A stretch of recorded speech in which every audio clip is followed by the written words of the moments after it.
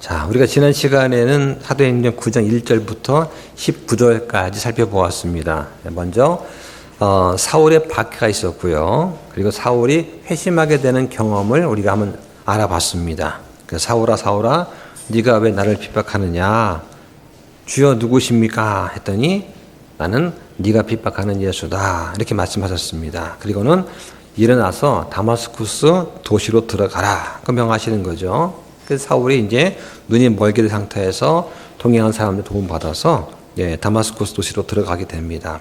3일 동안 아무것도 보지 못하고 아무것도 먹거나 마시지 않은 상태에서 아마 사울은 평생 동안 이렇게 자신을 돌아보는 그런 시간은 아마 갖지 못했을 것입니다. 자, 그런데 사울은 여기서 멈춘 것이 아니라 3년 동안 아라비아를 또 돌아다니면서 자신이 배웠던, 익혔던 구약 성경에 대해서 다시 한번 돌이켜보는 그런 시간을 또 갖게 됩니다.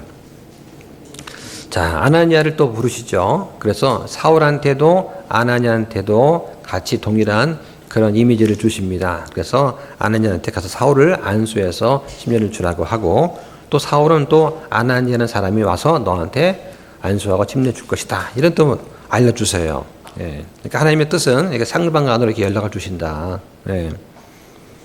그러면서 사울이 치유되고 또 침례받는 그런 상황이 있었습니다. 자, 오늘은 20절부터 43절까지 읽으면서 또 설명드리겠습니다. 자, 한번 20절 보겠습니다. 즉시 회당들에서 그리스도를 선포하되 그분께서 하나님의 아들이심을 선포하니. 자, 사울이 지금 주님의 계시를 듣고 아나니아를 통해서 성령 충만, 그 다음에 건강을 회복한 다음에 놀랍게 변화가 됩니다. 그리고 나서 가장 먼저 한 일이 뭐냐? 침례를 받은 거예요. 그리고 성도의 교제를 하고 또 며칠을 지내게 됩니다. 자, 지금 아직 사울에 대해서 많은 사람들이 어떤 이미를 갖고 있느냐? 예루살렘 교회를 핍박한 사람이다.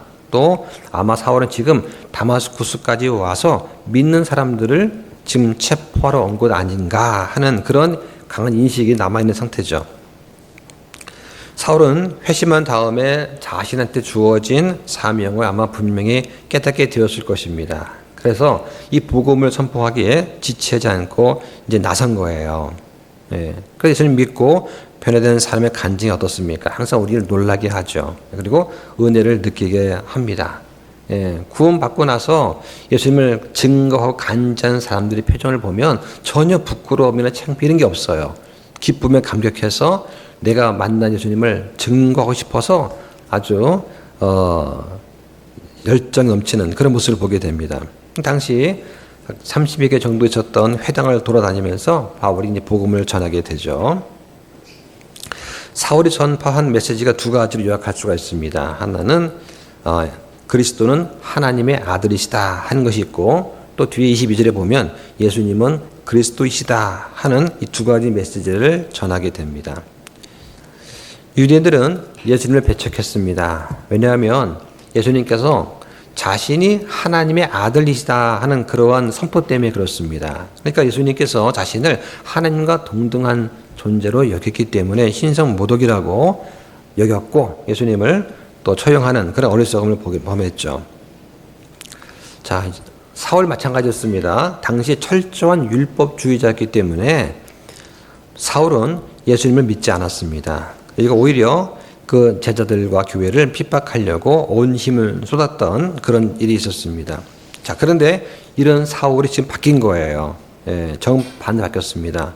예수님이 그리스도이시다, 메시아다 이런 선포를 이제 하게 됐습니다. 자, 그런데 이렇게 메시지를 전파할 때도 사울은 어떻게 했느냐? 유대인들한테 익숙했던 그런 성경 또 유대 전통 이런 부분을 잘 활용을 했어요. 그래서 구약의 예언을 예수님에 의한 성취에 연결을 시키면서 복음을 전할 때 아주 확신 있게 전했을 것입니다. 이런 방법이 사울이 복음을 전파한 방법이었습니다. 베드로 역시 마찬가지였고요. 또 이것은 예수님께서도 자신을 증거하실 때도 같이 썼던 그런 말씀이었습니다. 그래서 예수님께서 뭐라고 하셨느냐? 한번 찾아보겠습니다. 누가복음 24장 44절 한번 보시죠. 또 그분께서 그들에게 이르시되 이 말들 곧 모세의 율법과 대언자들의 글과 시편에 나에 관하여 기록된 모든 것이 반드시 성취되어야 하리라 하는 말들이 내가 여전히 너희와 함께 있었을 때에 너희에게 한 말들이니라 하시고. 네, 자, 이런 식으로 예수님께서도 증거하실 때 내가 메시아다 이렇게 한 것이 아니라 유대인들이 이미 알고 있었던 구약의 말씀, 율법과 대언자들의 글, 시편에 있는 그 말을 근거를 가지고 너희들이 알고 있는 그 말에 대한 예언이 나에 대한 것이다. 이게 성취돼야 된다. 이렇게 하면서 전파를 했던 것이죠. 자, 사울이 지금 전파하는 방식도 마찬가지다 하는 것입니다. 자, 21절 한번 보겠습니다. 말을 들은 모든 자들이 놀라 이르되 이 사람은 예루살렘에서 이 이름을 부르는 자들을 멸하던 자가 아니냐. 그가 여기 온 것도 그들을 결박하여 수제사장들에게 데려가려는 그 목적 때문이 아니냐 하더라. 네, 자, 그 말을 들은 모든 사람들, 즉 다마스쿠스의 유대인들을 말하는 것입니다.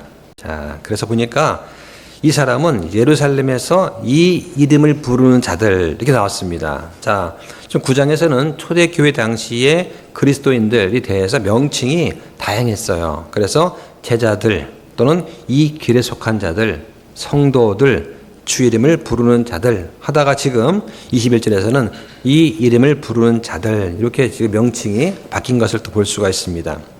이름을 부른다는 것은 기도하거나 믿음을 고백한다는 그런 뜻으로 보시면 돼요. 자, 지금 사울의 입에서 어떤 말이 나올까? 아마 사울의 말을 듣는 사람들은 이 사울이 그 유대교회의 어떤 교리 또 예루살렘에 있는 그 대제사장한테 가가지고 그리스도인들을 잡아서 권세를 부여받았다 하는 그런 메시지를 아마 기대했을지 모르겠습니다. 그런데 예상 밖으로 예수 그리스도에 관한 메시지를 좀 듣게 되는 거예요. 예, 깜짝 놀랐습니다. 예, 그래서 그리스도인들을 앞장서서 박해했던 이 사울이 갑작스럽게 회심했다는 걸, 그 변화가 도무지 믿기 어려웠을 것이다 하는 것이 되겠죠. 자, 22절 보겠습니다. 그러나 사울은 더욱 힘을 얻어 이분이 바로 그리스도이심을 입증하며 다마스쿠스에 거하는 유대인들을 당황하게 하니라. 자, 사울이 더욱 힘을 얻었다. 그럼 더욱 힘을 얻은 그 이유가 뭘까? 아마 사울의 회심, 그 다음에 성령의 충만 때문이었을 것입니다. 또 한편은 뭐냐? 다른 사람과 달리 구약에 정통했던 이 사울은 메시아를 가리키는 말씀이 바로 예수님이라는 것을 누구보다 정확히 알았을 거예요. 그러면서 구약에 있던 여러 가지 예언들이 성취된 것을 발견했기 때문에 이 사울이 아마 더 힘을 얻지 않았을까 이런 생각이 듭니다. 그러니까 사울은 자신의 어떤 회심의 감정과 기본에 도취되어서 어떤 기적을 보고서 예수님을 믿고 증거한 것이 아니라 기록되었던 말씀이 예언 말씀이 성취된 것을 본인이 확인하고 그 말씀에 근거해서 아 정말 예수님께서 그리스도이셨구나 하는 것을 알았다는 거예요. 그러니까 어떤 확실한 지식의 바탕을 두고서 믿음을 가졌기 때문에 더 힘을 얻지 않았을까 생각이 됩니다. 자, 그래서 지금 사울은 입증했다고 합니다. 입증. 예, 그러니까 회당에서 지금 자기 말을 듣는 모든 사람들이 똑같이 납득할 수 있도록 객관적인 논리로 예수님께서 그리스도이심을 입증했다는 것입니다. 이게 가능하려면 어떻게 되느냐? 사울이 구약에 예언된 모든 말씀에 대해서 아주 정통해야 돼요. 그 해박한 지식으로 적절하게 잘 활용이 가능해야 되는 것입니다. 예, 그래서 목사경 교사는 성경을 잘 알아야 된다라고 하는 것을 이제 알 수가 있을 것 같아요. 자, 그 다음에 23절 보겠습니다. 찬 뒤에 유대인들이 그를 죽이려고 의논하였으나. 자, 여러 날이 찬 뒤에라고 되어 있습니다. 그럼 여러 날이 과연 며칠일까? 예, 앞에 19절에 보면은 사울이 며칠을 제자들과 함께 있었다는 그 구절하고 이 구절을 좀 비교할 수 있을 것 같아요. 자, 갈라디아서 1장 17절에 보면은 사울이 다마스쿠스를 떠나서 아라비아로 가서 약 3년 정도 지냈다는 것을 알 수가 있어요. 한번 볼까요? 갈라디아서 1장 17절 한번 보시죠. 나보다 먼저 사도가 된 자들을 만나려고 예루살렘으로 올라가지도 아니하였으며 아라비아로 들어갔다가 다시 다마스쿠스로 돌아갔느니라. 갔노라. 예. 자, 지금 사울이 자, 아나니아로부터 안수를 받고 눈을 뜨고 또 침례 받은 다음에 자, 한 일이 무엇일까요? 지금 사울은 아라비아로 들어갔습니다. 예. 그래서 자신보다 먼저 사도가 된 사람들한테 가기 전에 아라비아로 간 거예요. 예. 거기서 뭐 했을까? 아마 사울은 거기서 성경 깊이 묵상하면서 예수님과 깊은 교제를 갖지 않았을까 생각이 됩니다. 예. 자, 여기 본문에 보면은 여러 날이 찬 뒤에 이 부분이 영어로 보면 after that many days were fulfilled라고 되어 있어요. fulfilled. 예. 여러 날이 지나간 것이 아니라 꽉 찬 뒤에라고 번역이 되어 있습니다. 예. 그래서 사울이 주님의 사도로서 평생을 바쳐서 어떤 사역을 할 수 있는 어떤 준비를 할 수 있는 기간이 필요했는데 그 기간이 3년 동안에 꽉 찼다라고 하는 것을 알 수가 있어요. 예.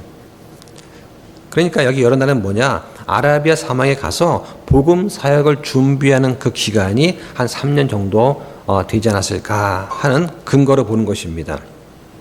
사울이 회심한 것은 유대교인들한테는 아마 배신으로 보였을 것입니다. 그러니까 사울을 지금 사람들은 공권력을 이용해서 붙잡아 죽이려고 지금 모의를 좀 하고 있어요. 자, 그 내용이 24절 보겠습니다.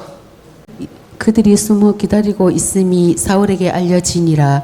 그들이 그를 죽이려고 밤낮으로 성물들을 지키므로. 자, 밤낮으로 성문을 지켰다 하는 표현에서 공권력을 가진 관료들까지 아마 조직적으로 이 일에 가담하고 있지 않는가 볼 수가 있습니다.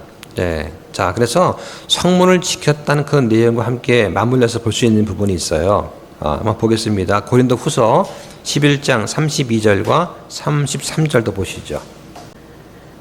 다마스쿠스에서 아레다 왕 밑에 있는 총독이 나를 붙잡으려고 수비대와 더불어 다마스쿠스 사람들의 도시를 지켰으나 내가 바구니를 타고 창문을 통해 성벽을 내려가 그의 손에서 벗어났노라. 자, 이게 같은 지금 상황이거든요. 여기 보니까 아레다 왕이 나옵니다. 예, 아레다 왕이 누구냐면 나바테아 왕국의 왕이에요. 예, 아레타스 4세를 가리키는데 이 나바테아 왕국이 어디 있는 위치냐? 지금의 요르단하고 사우디아라비아 북서쪽에 있어요. 예, 수도가 페트라입니다. 그러니까 바울이 다마스쿠스에서 복음을 전할 때 이 아레다 왕이 그 도시를 아마 통치하고 있었거나 그 도시 지배권을 어느 정도 가지고 있지 않았나 생각이 되는 것이죠. 자, 그런데 유대인들이 이 아레다 왕한테 어느 정도 지금 영향력을 행사했을 가능성이 많다고 지금 보는 겁니다.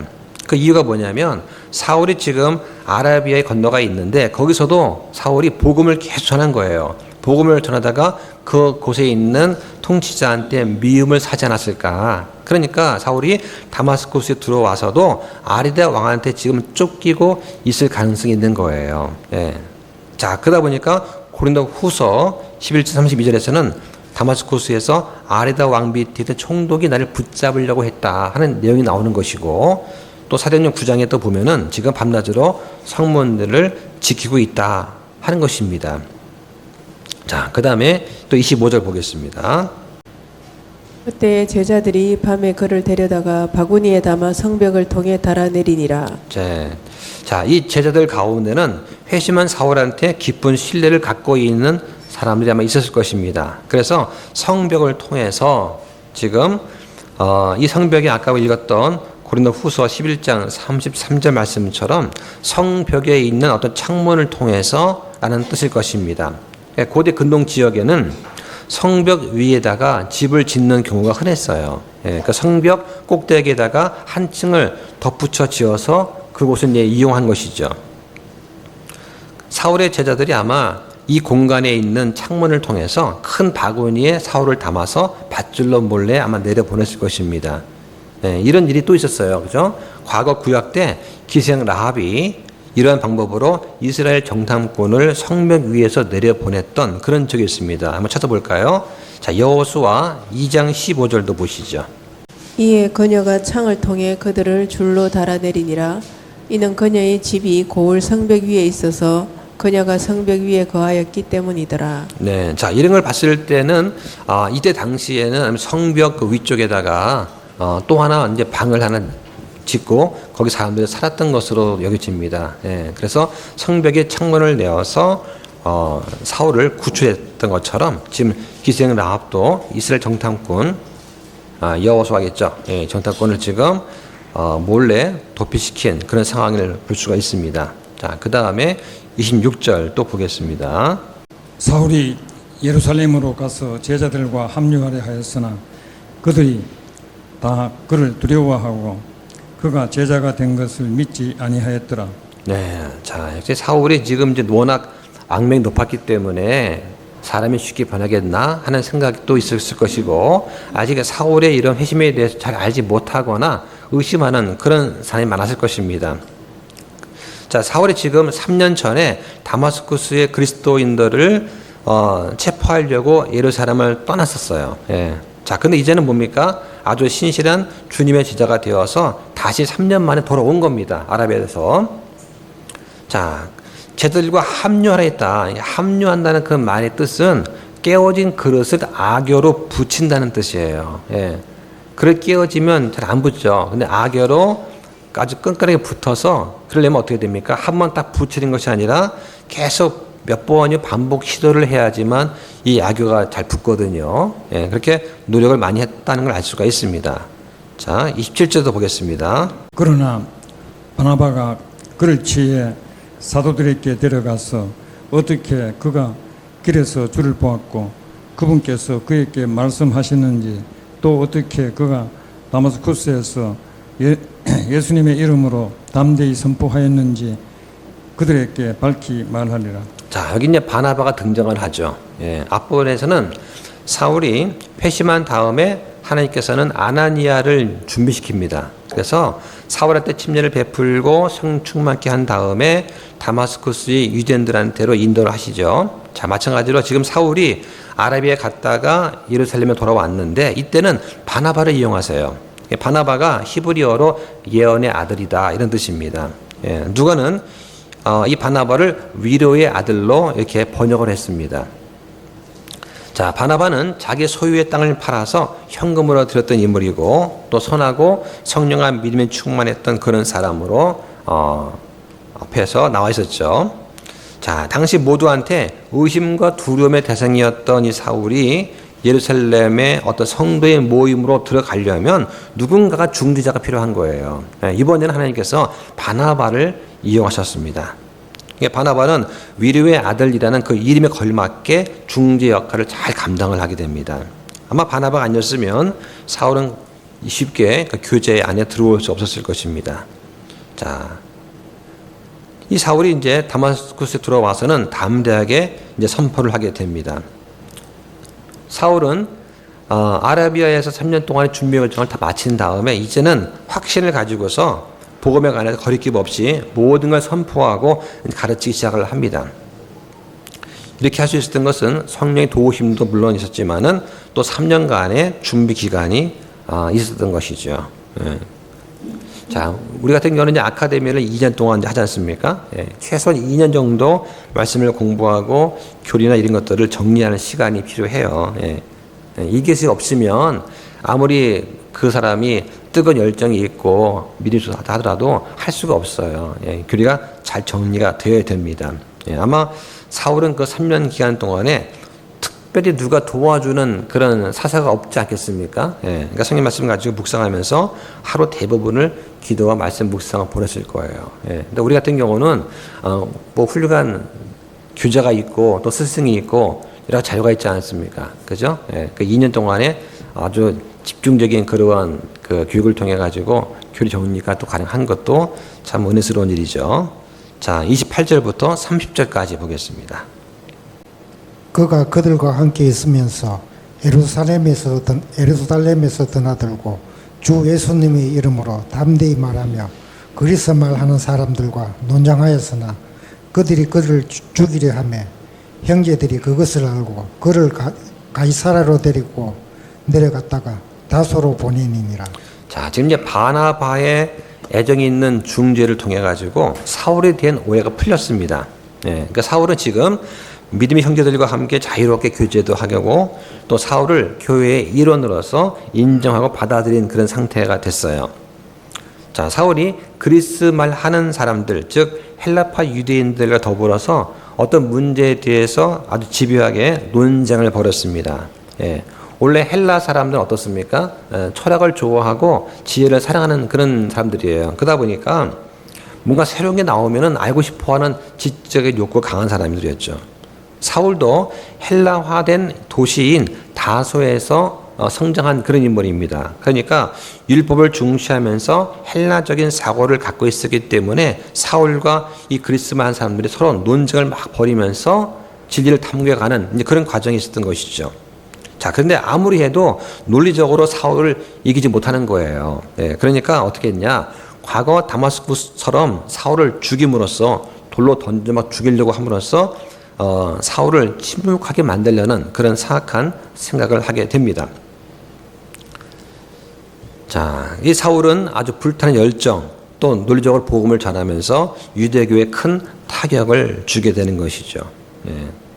그래서 유대교인들의 어떤 제거 대상 1호가 된 사울이 처한 위험을 이제 알게 됩니다. 형제들이 그를 가이사라까지 데려가서 멀리 그의 고향인 다소로 이제 보내게 되는 일이 생깁니다. 여기 보니까 이제 형제들이라고 했어요. 그죠? 예, 처음에는 성도들 했다가 제자들 했다가 이번엔 형제들 이렇게 바뀝니다. 그러니까 좀 사울과 그리스도인들과의 관계가 점점적 친밀해지고 있다는 것을 또 알 수가 있습니다. 자, 가이사라는 어떤 곳이냐? 로마 총독이 거주하는 곳입니다. 나중에 로마의 군대의 주둔지가 되고 팔레스타인을 외부와 연결시키는 해상 통로가 되는 대도시였기 때문에 이 바울은 사도행전에서 이 가이사라라고 하는 지역을 10번 정도 언급을 하게 됩니다. 다소는 바울의 고향이죠. 다소에서 바울은 깊은 말씀 묵상 또 기도를 통해서 더 믿음이 성숙하게 됩니다. 자, 31절 보겠습니다. 유대와 갈릴리와 사마리아 전역에서 교회들이 안식을 얻어 든든히 세워지고 주를 두려워하는 가운데 성령님의 위로 안에서 걸으며 크게 늘어나니라. 자, 여기 보니까 이제 크게 늘어나니라. 그죠? 교회가 부흥하게 됩니다. 그럼 교회가 부흥하는 원동력이 뭐냐? 네, 여기 보니까 원칙적으로 교회 구성원들이 어떤 경건함 그리고 성령의 도움이라고 하는 것을 알 수가 있습니다. 예. 성도들이 주를 두려워하는 가운데 성령님의 위로 속에서 크게 부흥했다라고 하는 거예요. 자, 사도행전 8장에 보면은 예루살렘 교회에 대해서 유대교가 핍박을 가하게 되죠. 그 다음에 유대와 갈릴리와 사마리아로 교회가 흩어지게 됩니다. 날이 갈수록 이 사람들이 주를 두려워하고 즉 주를 경외하게 되고 성령의 위로 안에서 계속해서 부흥하게 되는 그런 일이 생깁니다. 자, 그럼 여기서 성령의 위로가 구체적으로 뭘까 하는 것이죠. 예, 어떤 것이 성령의 위로일까? 자, 찾아보니까 당시의 상황이 어땠느냐? 로마 황제 숭배가 아주 극심했어요. 예, 그래서 그 당시에 로마 황제 칼리굴라가 나옵니다. 칼리굴라가 예루살렘 성전 그 지성소에다가 자기의 초상화를 걸어 두려고 하는 그런 일을 하게 됩니다. 그러니까 당연히 유대 그 랍비들이 가만히 있을 리가 없지 않습니까? 그죠? 예, 교회 성전에 그것도 지성소에다가 그 긍휼의 자리가 있는 그 지성소에다가 그 로마 황제 칼리굴라의 초상화를 갖다 건다는 게 말이 안 되잖아요. 그러니까 이거를 막으려고 엄청 노력을 많이 하게 됩니다. 그러다 보니까 그리스도인들을 조직적으로 탄압하는 일을 멈추게 되는 거예요. 예, 이게 성령의 위로다라고 하는 것이죠. 그러니까 하나님께서 교회에 대한 유대교 박해를 통해서 일단은 전 세계로 흩어져서 복음을 전하게 한 다음에 그 다음에 이제 교회가 안정될 수 있는 기회를 주기 위해서 유대인들의 모든 관심을 다른 데 돌린 거예요. 예, 지성소에다가. 그래서 각 지역의 교회가 핍박을 좀 덜 받고 견고하게 뿌리를 내리게 하나님께서 역사하신 그런 걸 두고서 지금 성령님의 위로 안에서 걸었다. 이렇게 이제 봅니다. 자, 32절 보시죠.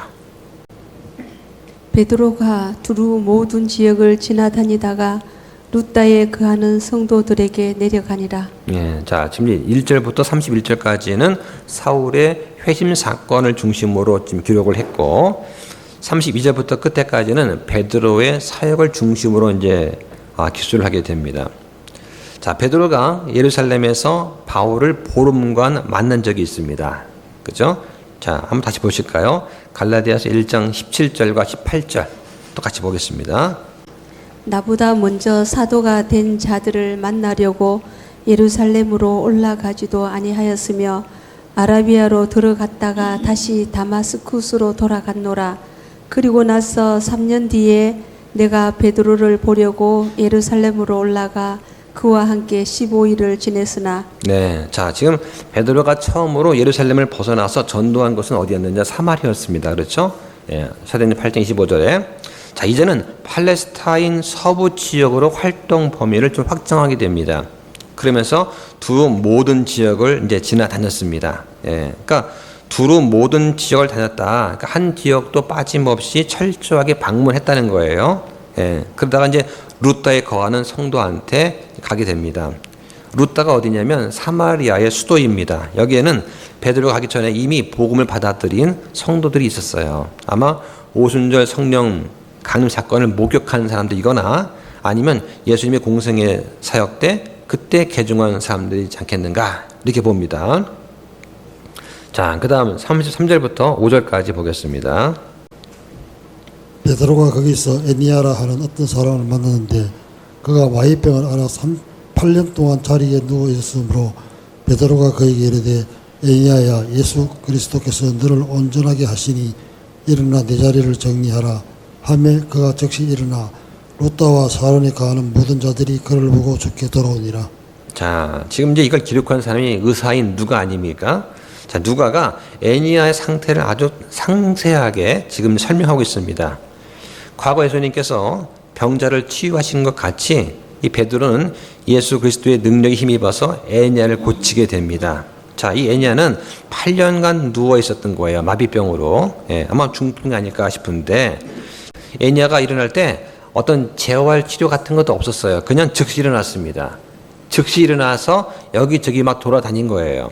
자, 사론이 어디냐면 사론은 루다의 서쪽과 북쪽의 해변 평야를 가리켜서 이제 사론 지역이라고 합니다. 여기는 모든 사람들이 에니아를 보았다고 이제 기록을 하고 있습니다. 그러니까 에니아가 중풍에서 마비병에서 회복된 다음에 가만히 누워 있는 것이 아니라 여기저기 막 돌아다닌 거예요. 예. 얼마나 돌아다녔으면 그 지역 사는 모든 사람들이 다 봤다는 것이죠, 에니아를. 예. 자, 그리고 이제 이걸 보고서 많은 사람들이 주께로 돌아왔다. 그러니까 에니아 치료를 보면서 예수 그리스도의 권능을 믿게 되고 자신의 삶을 회개하고 그리스도께 돌아오는 그런 사람들이 많았다고 하는 것입니다. 예, 이렇게 복음의 초기 때는 이런 역사와 기적들이 참 많았어요. 예. 자, 36절 보겠습니다. 벤 로빠에 다비다 하는 어떤 제자가 있었는데 그 이름을 번역하면 도로가라 하느니라. 이 여자가 베푼 선행과 구제 행위가 심히 많더라. 자, 여기 보니까 욥바가 나오죠. 욥바 하면 뭐가 떠오릅니까? 욥바 하면은 요나가 떠오르지 않습니까? 요나. 예, 요나가 주의 앞을 떠나서 도망칠 때 배를 타려고 거쳤던 항구가 이제 욥바예요. 예, 요나서 1장 3절에 나오죠. 자, 이 욥바는 예루살렘에서 북서쪽 50km 떨어져 있는 항구 도시입니다. 예, 지금 베드로가 팔레스타인 서쪽에서 루다를 거쳐가지고 북서쪽에 있는 지금 욥바에 이르고 있는 거예요. 예. 자, 여기 지금 다비다가 나오죠. 다비다는 이제 아람어고요. 예, 헬라 이름으로는 도르가라고 하는 것입니다. 그리스어로는 도르가고 아람어로는 다비다예요. 예. 예수님께서 이제 아람어를 사용하셨죠. 자, 37절과 8절 보겠습니다.